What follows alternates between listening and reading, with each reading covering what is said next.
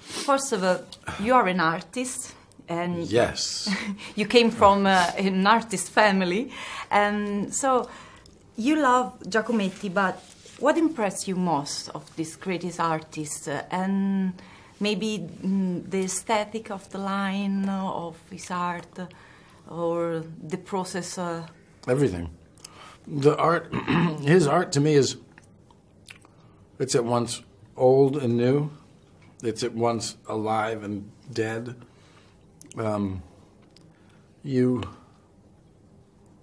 It's sophisticated and naive. You see the work, but you don't see the effort. There's a difference. And you see the truth. They're really unlike the paintings and the sculptures. They're unlike any other paintings or sculptures in the world. You have this movie in a pocket. Yes, from 10 years or so. Yeah. So, what you have discovered him that impressed you? I think that his intellect was pretty profound, but he was also really funny, and I like that about him. He and Samuel Beckett were best friends, and it makes sense if you look at Giacometti's work and you read Beckett.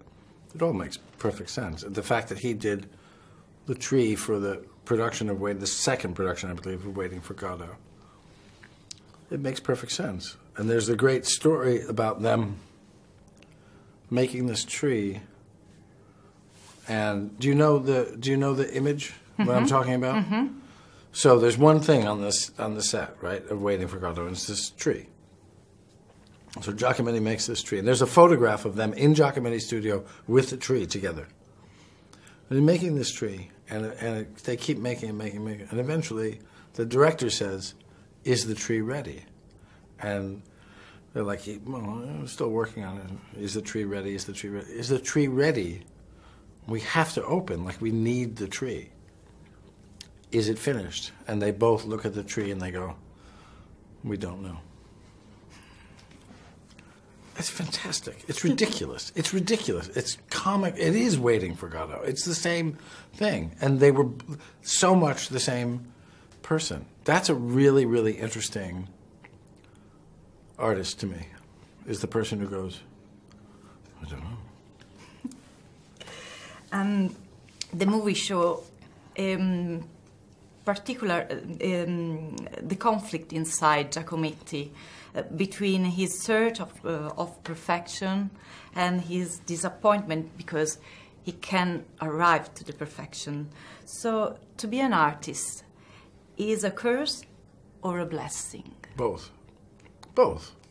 Because, you're in pursuit of this kind of dream or these images or whatever it is, or whether music or whatever it is. And it's not an easy lifestyle, number one. If you just look at the way we live our lives, somebody says, if your child says to you, "I want to be an artist," I would be very excited. Most parents would go, "What, are you out of your mind? Why aren't you a doctor? Why don't you be a lawyer? Why don't you be a waitress?" So just for practical purposes, it's a really difficult thing.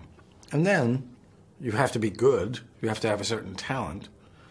But then even when you have that talent, you have to continue to push it and push it and push it so that you're always doing something different all the time.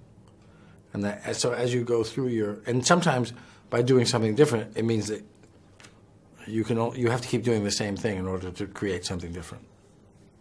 So that's what Giacometti ended up doing.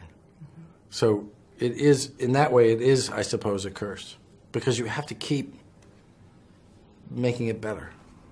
Perché oggi sembrano mancare artisti come Giacometti o Cézanne o Picasso? Loro erano come dannati, no? Quasi devastati dalla necessità di fare la loro arte. Oggi invece sembra che uno tende a mollare prima, almeno, o quantomeno a non viverla con quel da rockstar quasi come erano loro in realtà. Secondo lei perché e se è così?